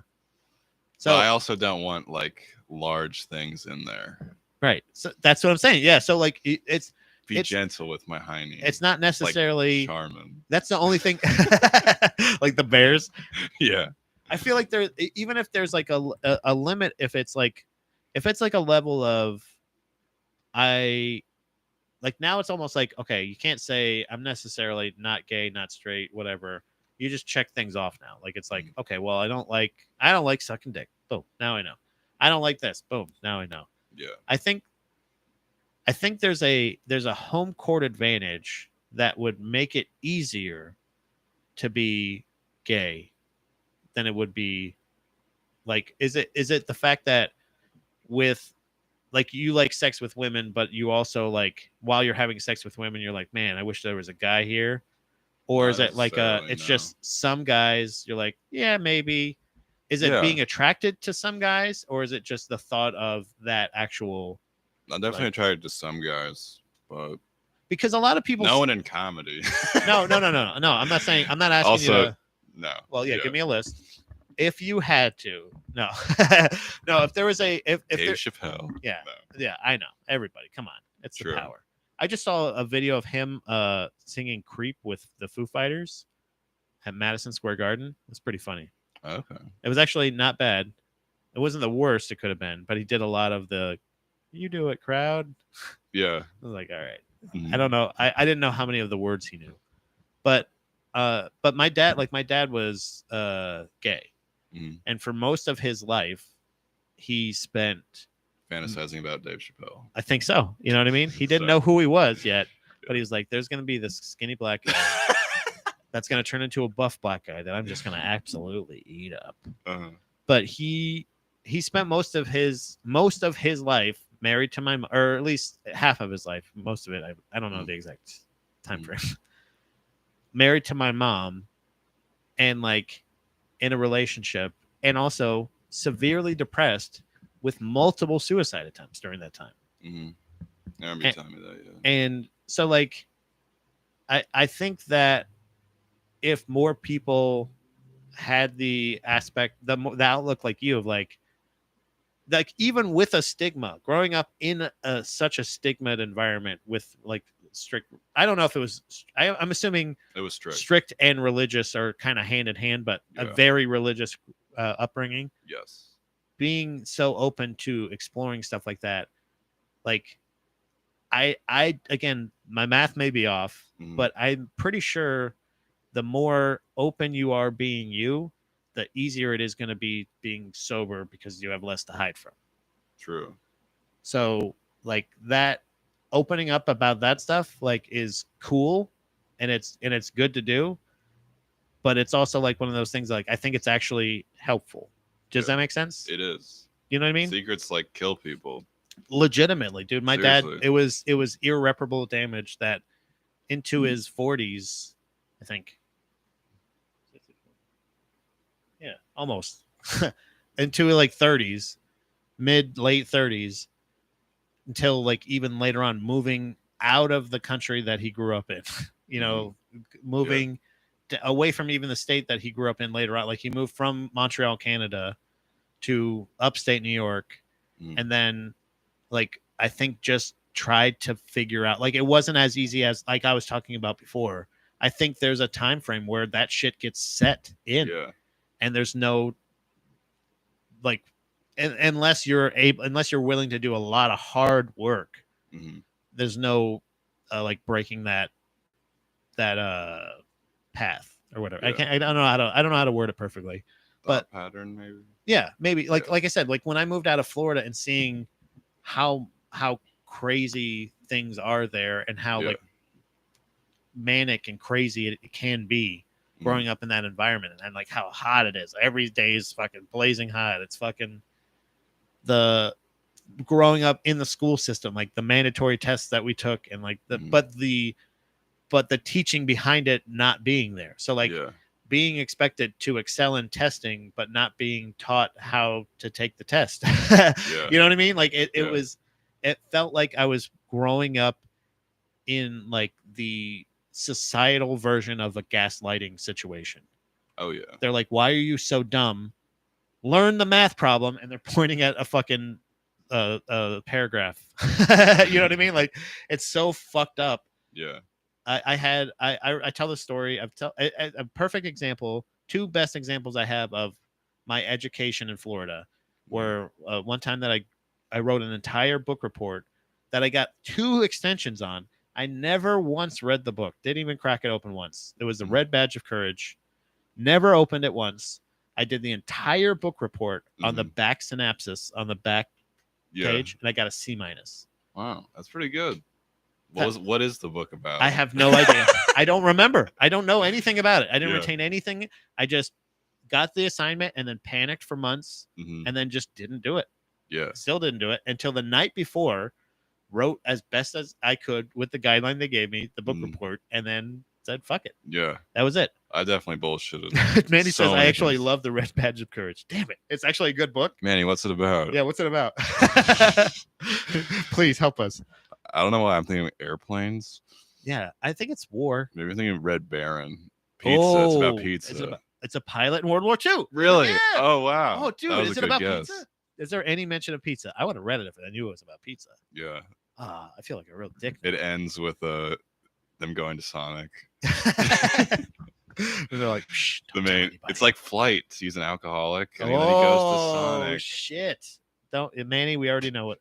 Plane gets shot down behind enemy lines. Oh, that's cool. So it's like behind enemy lines. So it's a red badge of a bad pilot. That's what it sounds like. Something that couldn't. Like, isn't that what Donald Trump said? Something about POWs. He's like, they're just pussies. Oh, he said it about John McCain. Oh, just the one. Captured. Just the one war hero, he said. I don't know. He might have said about other people too. That was that. And there was also, I think this might have been the same class. We were studying for FCAT, which is the Florida standardized testing that they were doing. Okay. And the problem was they told us years and years before. Ours was the PSSA. Yeah. Okay. So I think ours might have changed to that later on. It was FCAT first, and then they changed it to that or something. But we're going through it, and we're like, for years and years, they're like, okay, we're only giving you, these are practice tests. We want to get you ready to take the tests and stuff like that. So we would have to read and do this thing. So like read the paragraph and then answer the question. I read the paragraph, and the paragraph was, why did John Wilkes Booth assassinate President Lincoln? Because he was horny. Because he's a real American. That was like one of the Florida standardized tests. No, one of the answers. There was multiple choice answers, and two of the multiple choice answers. One of them was because he was a Southern sympathizer, because John Wilkes Booth was a Southern sympathizer, and because I can't remember what the other one was, but there was like two different examples that were both in the paragraph that were both correct answers. Both reasons why he was the person who assassinated him. And I was like, I brought that up, and she's like, well, it's C. And I was like, yeah, but I was like, it says in the paragraph. She's like, moving on, and just went on to the next. And I was like, oh, so I'm gonna fail this test because I don't know which right answer is the right answer that they want. True, that is bullshit when they're like, there's like, there might be more than one right answer. What is the most right answer? Yeah, what is the most rightest? And I was like, oh, he might be thinking of a different book, is what he said. Okay, so Red Badge of Courage. But are you thinking Red Badge of Courage is a good book, or that the description you're giving? Like, did you finish Red Badge of Courage and go, yeah, I can't read, man. Like, I can read. I can see letters and make them out. Like, I can understand it, but I cannot sit and just focus on a book for that amount of time. I'm with you. When I read, I have to do it in like short spurts. Yeah, it's frustrating. Yeah, it's frustrating because, especially when they're telling a story, they're like, if I put down the book and then I go back later on, I kind of need the Netflix thing. Here's what happened last week. Or, it's the little. By the way, this is last Spark season. Notes. Yeah, that's what I did. Oh, yeah, and that's another thing. Instead of reading, I would do the Spark Notes. Spark Notes. What is that like? It's like a condensed summary of like the book. Cliff Notes. Cliff Notes. They also have Spark Notes.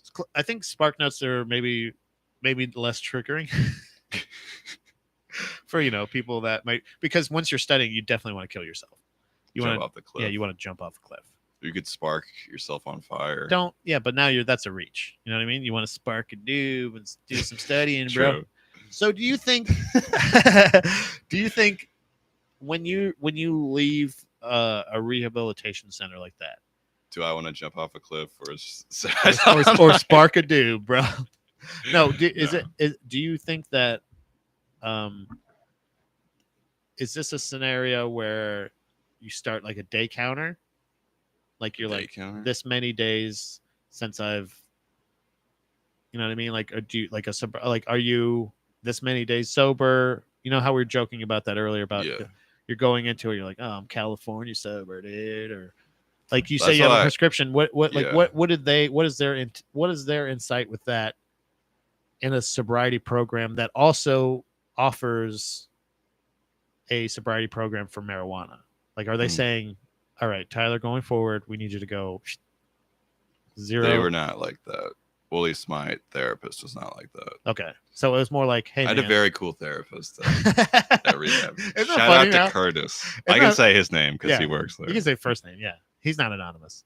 So if you, so you can, isn't that funny that nowadays, like, that's the thing where, like, it's like, I got a cool doctor. I got my weed doctor. Yeah. Because I've said that. I say the same thing about jujitsu. About, like, if you go to a regular doctor and you say, my knee always hurts every time I do jujitsu, and like, or I got a competition coming up, he's going to be like, well, stop doing jujitsu. Yeah. But that's not like the option. That's not a thing. You kind of need a doctor that either trains jujitsu as well that can sympathize. So you probably have a psychiatrist or psychologist. Which one is it? He was a psychologist. Therapist, yeah. A therapist that fucking lights up, bro. He was the best. I can't see him anymore now. Why? Because he's in Tennessee. Oh, I don't think I realized that either. You went off to Tennessee. I have a psychiatrist here that I despise. Oh, that's good. I don't despise him. I just don't like him. So you do male therapists, it seems. Is that by choice? I've always thought about, if I were to go to a therapist, I want to speak to a lady. They seem more compassionate. Psychiatrists and psychologists are different. What's a psychologist? Is that a therapist? That one. That's what I mean. Yeah. What's the other one? What's the psychiatrist? At rehab, the one that gives you drugs? My psychologist was male. My new psychologist here is female. Nice. And my that's the one you despise? Is my psychiatrist, the guy who gives you the drugs. Keep forgetting. Psychiatrists are like, hey, take Klonopin or take Zoloft or take. You gotta watch out for them. That's why this guy didn't prescribe. Well, he ended up prescribing me it later, but so in a matter he just doesn't give a shit about his patients. That's what I'm saying. Like there's no follow through. Yeah, he's like, oh, how are you feeling on this drug? All right, type. Yeah. All right, goodbye. It's almost like a dentist. See, they're like, last time you were here. Yeah, but dentists can be helpful. They're more helpful when they working around in your head. Just touch the feet again. And they both have drills. Yikes. I'm joking. So, well, they used to with lobotomies, but that's too dark. Dude, that's fucked up, right? I know. Isn't that crazy? That used to be, that was a real, they still do shit like a regular thing. Do they still do that? So. Only in like super violent cases. Tennessee. No, I didn't meet anyone with a lobotomy there. Yeah, I feel like there's a lot of situations that were like originally when they used to have like, so the mental health problem in general has always been an issue, but like it used to be an issue that was like there used to be government funded places that like centers or hospitals where they just send mentally ill people. Yeah. But then again, like much like we were talking about prisons, they weren't like truly rehabilitating them. They were like, we'll shock some of them, zap other ones, and just medicate these, and then this is just where they'll drill holes in their brain. Well, yeah, that's what's the first one. Well, I didn't mention that part. Yeah, shock these guys. Well, just drill these guys. Zap. You said zap. You said zap and shock. Yeah. Oh, that's my bad. Yeah, we're gonna drill these motherfuckers. We're gonna shock these motherfuckers, and then these ones will just take pills. Yeah. And then you just have a place. But unfortunately, they were, cost money to maintain them, and they weren't very well maintained in general, so they all shut down, and now they're just out there. Yeah. So that's the mental health problem is much more than just getting kicked out of a rehab, and it's gone a long time, but it's also never been properly managed, in my opinion. Correct. I don't think drilling people's heads open with a lot of people are just like ignorant, or they don't give a shit about mental health problems. Like I'm talking like government wise. Yeah, I agree.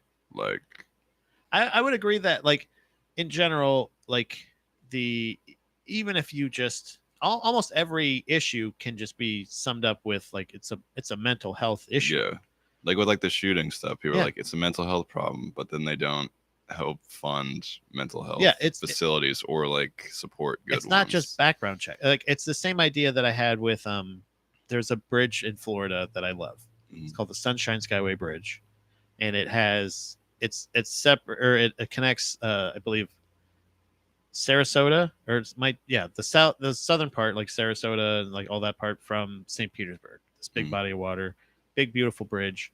But it's also BBW. Like, it's a BBW. Well, BBB. BBB. It's a BBB. Big body of water. And it's that actually works. Yeah, right, it is. It's exactly what it is. And that's the bridge that people would drive up to the top of and then jump off of, because it's also the best one to kill yourself off of, I guess. It's funny you said I when I was younger, I'd be like, if I were going to kill myself. Like BBB. We're going to triple B's, baby. I would go to San Francisco and do it. Right. That's actually there's a really good documentary. I actually watched that. Isn't that fucked up, dude? That one affects me. I shouldn't be laughing because I did watch that. It's kind of crazy, right? You watch and realistically. Yeah. I'm surprised that guy. I guess because he just set the camera up and let it stay there. You can't technically call him an accomplice, right? Like I like the fact that he goes into the detail of each person and like goes and gives them their backstories and stuff like that. Yeah. And shows like the difference. It's tremendously sad. It's tremendously sad, but it's also tremendously eye-opening in the sense that like people of all walks of life have all met that exact same fate and by choice.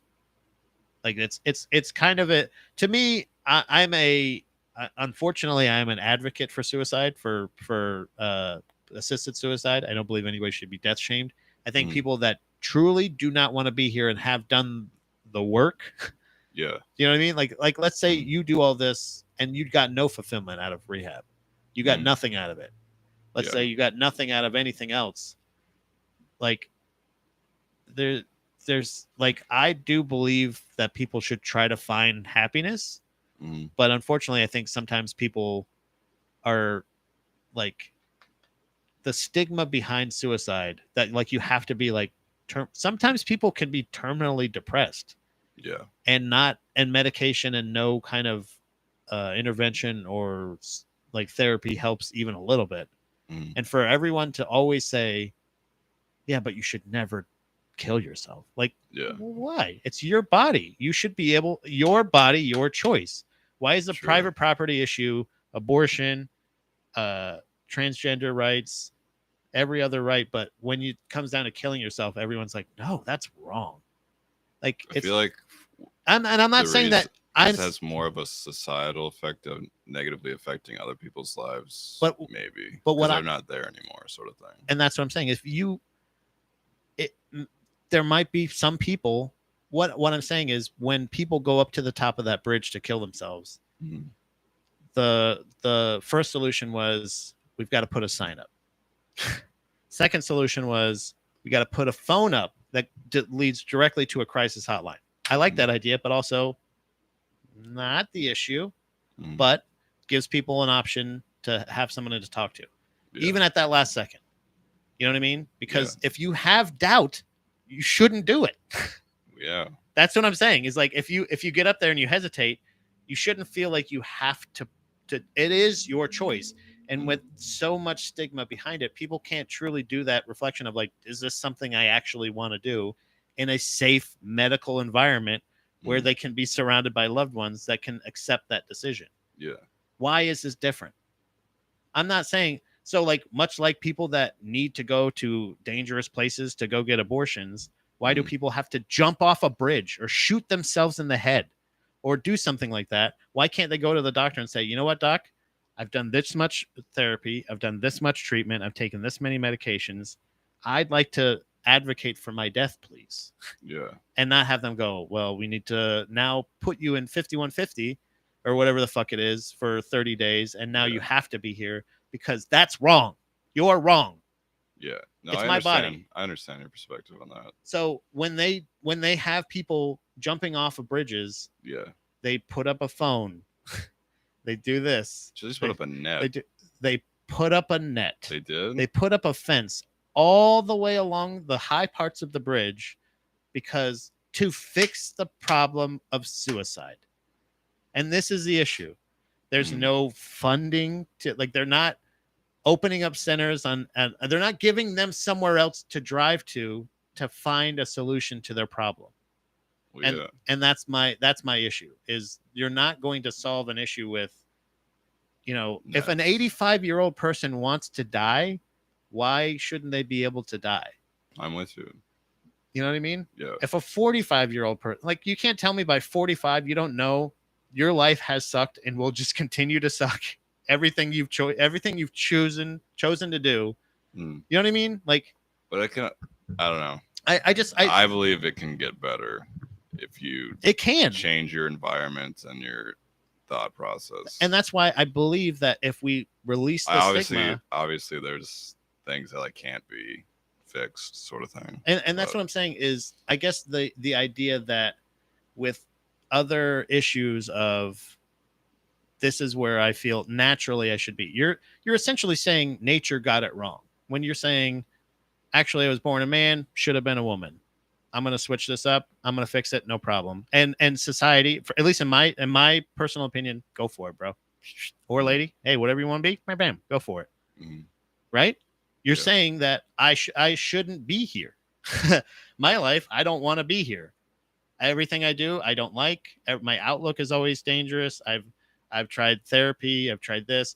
And if we continue to force people to be here and medicate them, aren't like the majority of mass shootings people that are heavily on antidepressants and fucking, do you know what I mean? Are you trying to tell me that I'm going to become a school shooter, no, Pat? No, because you're finding solutions. You're looking for solutions. And that's what I'm saying is, you're somebody that doesn't, like you are trying things to find out who you are. Yeah. Like and you shouldn't, and I'm saying there shouldn't be a stigma on that. What I'm saying is you should go to rehab and figure out like what are I found out that I have issues with definitely with self-medicating, impulse control, and spending and eating my feelings. Very minimal. I'm with you. But all of those things, that doesn't mean that I also don't suffer from like severe anxiety and depression as well. But in general, it's a situation where like it's not bad enough for me to that I've had those thoughts. Yeah. Do you know what I mean? So I can very much speak on this from a situation where I can probably count on one hand the amount of times I've had like those dark thoughts. So you're right. I this is just an outside perspective of what I feel like, but from what I experienced from my dad's existence, from like a lot of people's things of like, sometimes I think like if I feel like the suicide hotline should be readily available to everyone. It should be like how you have an emergency call, it's immediately 911. You know how sometimes you accidentally push your phone? Yeah. Why isn't like suicide hotline like right under it? Yeah. Why don't you have like a list of numbers? Poison hotline thing. Why isn't it always like, it's not, sometimes you just want to talk to somebody.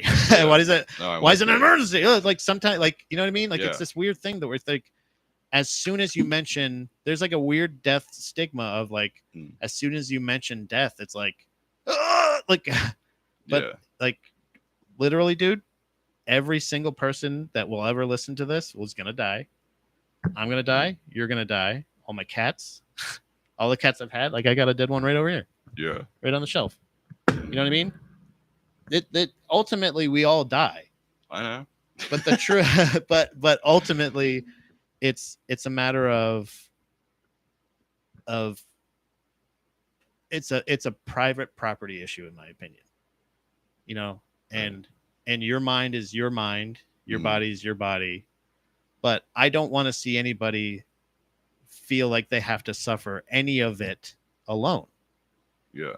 If you can talk to somebody about being gay, bi, transgender, non-binary, binary, whatever it is, why can't you openly say, hey, I really thought about killing myself the other day?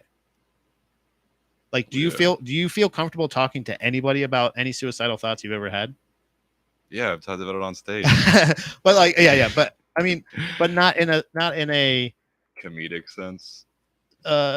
Yeah, like vulnerably, like the same way you would say like you weren't joking, you were talking just generally about sucking a dick earlier. You know what I mean? Like the same idea of like, I mean, I don't know. I tend, if I don't know, if I discuss it with,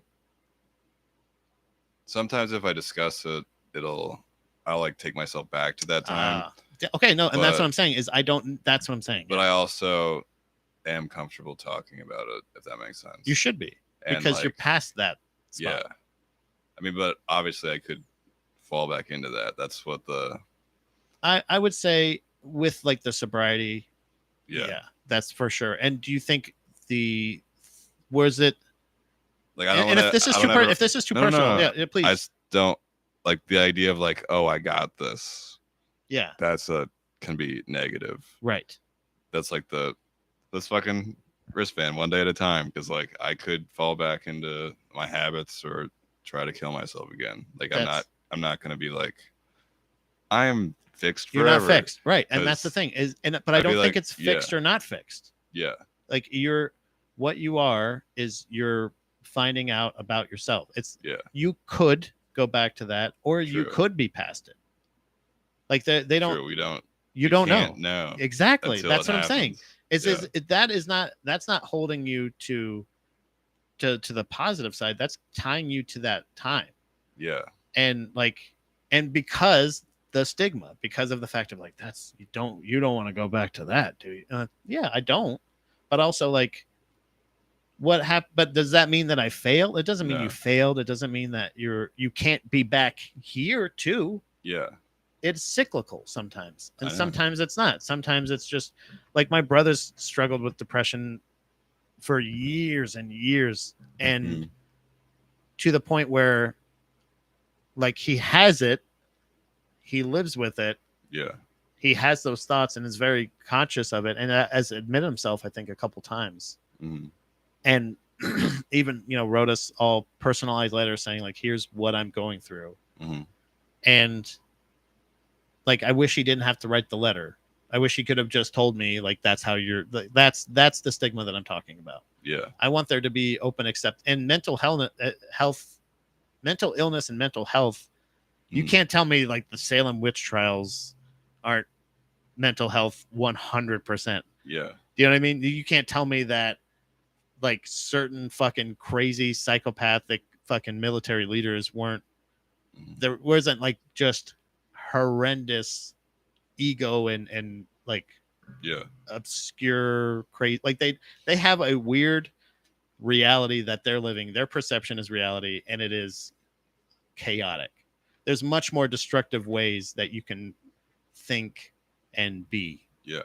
But like when it's stuff like this, like that's the thing I always talk about when I talk to people, friends of mine or anything like that are in dark places, is I want you to feel comfortable enough to talk to me about the darkest thoughts that you have without me judging you. Yes. Like that's truly what I mean. I want the world to have your perspective with that. And it's so easy to just say like, okay, like if somebody says I was thinking about killing myself the other day, if you go like, oh my God, are you okay? What's going on? Like, I hate that. What is that? Why do you like? I said the other, hey, I'm here. What are you talking about? I'm okay. Yeah. I'm here. But now I feel judged. So if you said I sucked a dick, and I'd be like, what? Ew, fuck. That's happened. Do you know what I'm saying? But I'm past that now, I think. Do you think you're gonna go back? Do you think you're gonna go back to being embarrassed about talking about sucking dick? No, I don't think so. So maybe you're past it. Maybe if my mom was asking me. You see how the uneducated Florida guy is like, maybe I know a little bit more about therapy than those dorks at the rehab. No, I just feel like it's something that has personally touched my life. It's something like the stigma or the subject of suicide. My dad killing himself at the age at the age I was when it happened was like, it was still very much in my formative. I was 8 years old, something like that. And that was like the time where like, so at the time I'm like, I don't know what death is. I don't know. Like I legitimately, every time I thought about it, I thought the movie The Crow was coming out with Brandon Lee. And there was that scene where he jumped off the top of the building. Yeah. In the preview or whatever. And every time I would think about like, oh, my mom said my dad committed suicide. That's the only thing I thought of suicide was, oh, he jumped off of a thing. He jumped off a bridge or a building or something. But the once I hear about like, oh yeah, there's a couple times where your dad, we broke up because he came out to me, and then we tried to make it work, and then that was me. I was the baby that they tried to make it work. Yeah. That's the shit you run into. You bring other lives into it. Look at this. Speaking of other lives. Your cat's pawing at my leg. Come here. There we go.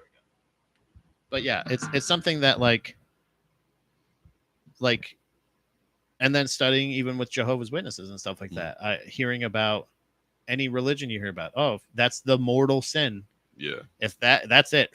If you kill yourself, there's no way you're going to be in heaven. Okay, so why would I give a shit about any religion now? Yeah. I'll never, like all of you are saying, it's evil. It's a sin. You'll burn in hell if you do it. You know what I mean? Like, yeah. It's funny you say that because our church actually changed its mind on that. Good. They're like, hey. used to preach that like people would go to hell for that, and they're like, they're like, no, that's ridiculous. If you read Harry Potter, then you kill yourself. Then you're gonna go to hell. Because that's still witchcraft, right? Or if you masturbate. While if you masturbate, yep, that's bad too. I don't know, man. I brought it to a dark place. But I'm a person that like that's I legitimately. It's not like I have those thoughts and like I'm thinking like, oh, this is how I would do it, or this is what I'm going to write in my note. It's more of like if I ever truly have those thoughts, I feel like I can talk to at least Dominique. Yeah. And I would hope at least some of my friends about like truly what I'm going through, because that's what I would expect of them. Like I want people to feel close enough to come to me with that kind of stuff, because I'll talk to you about it. I will have a conversation with you. I don't want it to be like that weird scenario with that girl and the kid in the truck where like you're like, I'm gonna kill myself. I'm like, get back in the truck. Remember that kid? No. You remember that lady? You don't remember that? When was this? It was, hold on. Girl that told kid to and truck. Damn it. I thought that would work. Oh, okay, yeah. So oh, so she did end up going. She's guilty of involuntary manslaughter. Mm. The kid's name was Conrad Roy. He was a kid who had he met this girl on vacation. Mm-hmm. They were on vacation with their parents. They're like high school kid. I think he was 18 or 19. She was in like high school. Okay. And they met on vacation. Or she might have been 18 too, actually. Okay. And they were texting back and forth. They started like a text relationship, long distance text relationship. And so they would talk. I had one of those back in. Right? Oh yeah. Oh yeah. Age, sex, location, baby. Where are you? I would do it. I was one of the. I'm old enough to have an AIM relationship. And yeah. AOL Instant Messenger. Thank you very much. I know what that thanks is. For the. Oh wow. Thanks for the translation for the layman. They started the relationship and they got to the point where they were like, he would share his butthole. Thoughts, like who shares butthole, share his sexting and stuff like that. They're saying I love yous back and forth, so it's pretty hot and heavy. Yeah. Have they met before this time? Yeah, they met on vacation, and then I don't think again after that. There's actually a weird dramatized version of it on Hulu or one of those streaming services. Again, I know you don't have Hulu. Andrew Garfield. I don't think it's him again. It's somebody else. But the girl, when there was one night where the kid was like, I want to kill myself, and she's like, yeah, tonight's the night you're gonna do it. For like months and months, they're like, yeah, you're gonna do it. You're finally gonna do it. I believe in you. Your suffering's finally gonna end. All this stuff. Like she was basically like encouraging him. Yeah. But encouraging him in a weird, like in a weird or like a really weird way. Yeah. To say like, oh, here's a good place to do it. Have you done it yet? Did you do it yet? Like text like obviously that. You know what I mean? Gonna respond if you. Well, maybe that's what she was thinking. Yeah. So he ends up. He's in the truck, mm-hmm. and he has like he's doing the carbon monoxide, like the hose in the exhaust pipe into the yeah. And at one point he gets out. Oh no, I think he has what it is. I think he has an exhaust. What's it called? Generator, like a gas generator in the backseat of the truck. Okay. I think that's what it is. Like, so he's doing carbon monoxide poisoning. At one point, he gets out of the truck. He's on the phone with her. He gets out of the truck, and she's like, "Get back in the truck." Blah blah blah. And he's like, "So yeah." So it's like one of those things where, and so it's sad. The parents are terribly, sad, and the girl like starts really playing it up and all this other shit. But the basic case was, did he die though? Oh yeah, he did. Died. Yeah, passed away, and like that truck, like that's where that night she essentially kind of talked him through it. But the case came up because the cop was like, "Hey, I found all these text messages. They're really fucking weird. Like, she's like saying, do it. You can do it now. Here's how you can do it, and all this other shit." Yeah. Not telling him, like, oh, you should kill yourself. He brought up the fact that he wanted to do it, and then instead of her getting any kind of help for him. Like egged him on. So that's I don't know why I brought. Oh yeah, that's the story of. There's a weird, like, you remember the OJ trial series they did? Mm-hmm. It's like that. Like, it's a really dramatized. She kind of reminds me of Reese Witherspoon from Election. Okay. She's like one of those girls that's like trying to get people to like her. So she uses this kid's death as a way to, like, she's like, I'm organizing a charity baseball game for him, but she does it in her town, not in his town. Yeah, Jesus it's Christ. fucking crazy. So there's definitely dark sides to what I'm talking about. Yes. Where people are going to use this to their advantage. But what I'm saying is ultimately the stigma of if you're having those kind of thoughts and somebody's like ultimately if somebody's saying, hey, this is what the thought I'm having, and you contact me, I'm not going to go, yeah, totally, you should fucking do it. I'm going to go, so what's going on? What's happening right now in your life that, like, you know what I mean? Like, because that's all sometimes it takes is just talking. Yeah. But if at the end of that talk you're like, yeah, I think I still want to do it, I'm gonna be like, I'm not gonna go get back in the truck. Do you know what I mean? Well, why don't you wait on it? Wait a night. Yeah. Give it some thought. Just tomorrow morning, if you still feel this exact same way, I'll shoot you myself. I can't endorse that. I agree. You're right. What? It's too messy. What else? I'll throw you off a bridge. You know what? Why don't we go? We'll go to Sonics Anonymous. Okay. We'll get some fucking tater tots. We'll get a cherry slush, and let's just talk it out in person. Yeah. You would be an example of a safe person. See? That's what they taught us in rehab. This girl who talked him into doing that, she was not a safe person. An unsafe person.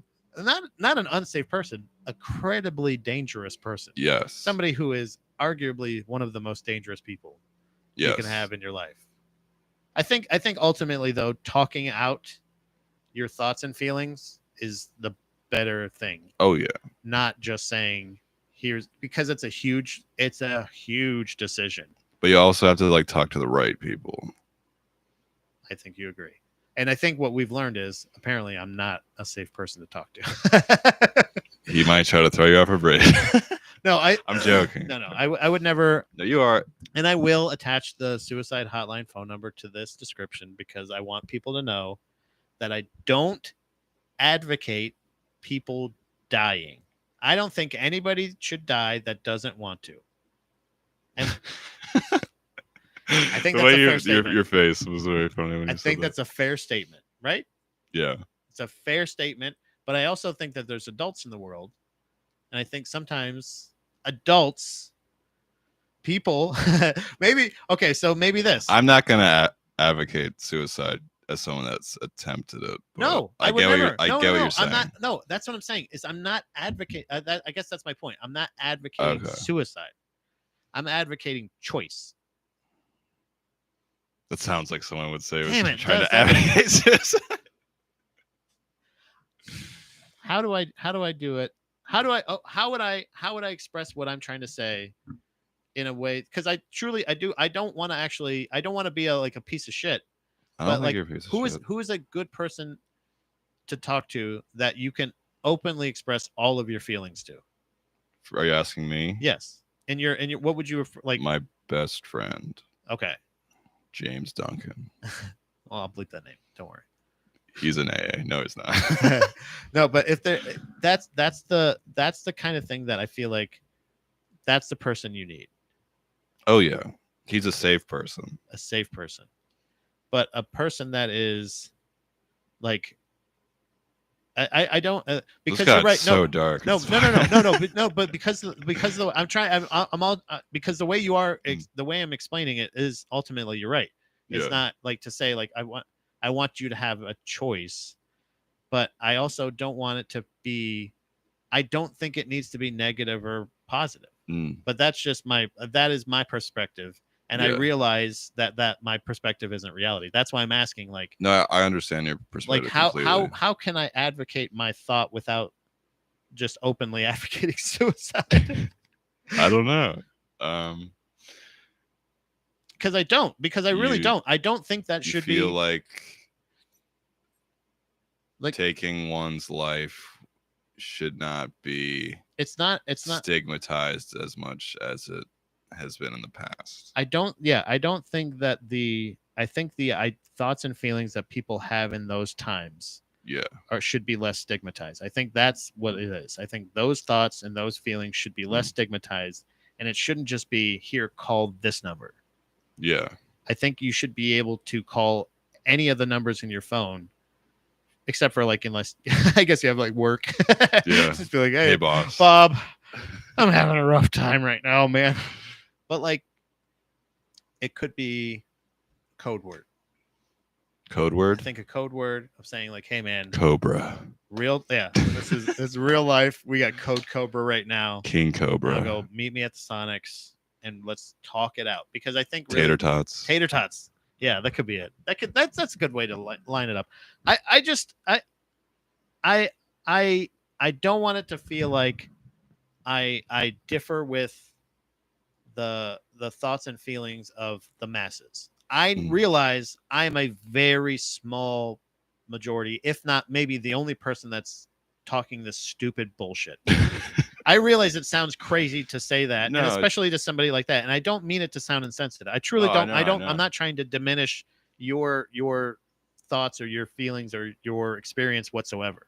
I know. I'm trying to embrace it, to say somebody that can say, I've had those thoughts, I've had those feelings, I've attempted it, I've done that, and to move on, like, without it being this thing where you're like, oh, I can't really. I think it should be more openly talked about. I agree. That's the way to do it, right? Yeah. I advocate for open communication about suicide. Much better. Hey, see, no, that's what I wanted. No, that's what I truly want to. That's what I want it to be, because ultimately, even if that's how I feel, I don't want people that I